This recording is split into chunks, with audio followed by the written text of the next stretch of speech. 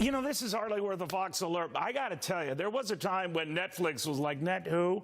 And now it has more Emmy nominations than HBO, which was the record holder of this stuff. And that's a big, big deal.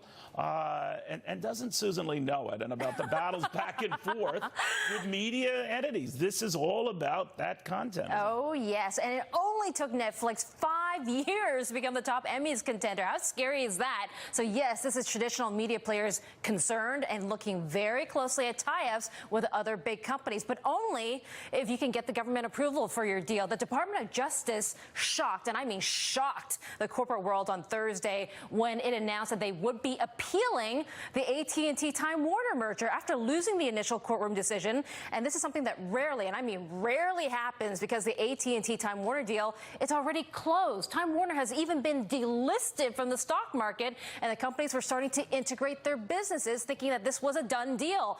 Not so fast, according to the Trump administration. However, AT&T's CEO Randall Stephenson, he says this is a closed deal, and the chances of the Department of Justice winning this appeal is remote. Analysts say that this is more about the DOJ sending a strong signal and a strong message to the media world to think twice and carefully before buying in an effort to try to get bigger. Now, that won't affect the Disney 21st Century $70 billion mega merger, which has already been approved by the Department of Justice, with the stipulation that the merged group, of course, sell off those 21 regional sports channels. But it is a warning to the tech giants like Amazon, Facebook, Apple, and the like, and also the big cable providers like Comcast, that any deals may face challenges from the government because they don't want just a few players to dominate the landscape and possibly hurt the consumer by raising prices. Meantime, in the UK, Comcast, I should remind you, still going after broadcaster Sky, raising its bid this week to $34 billion. That does top the 21st Century Fox's offer on the table. And yes, Comcast tried to buy 21st Century Fox assets. So, Neil, as you see, it's very complicated,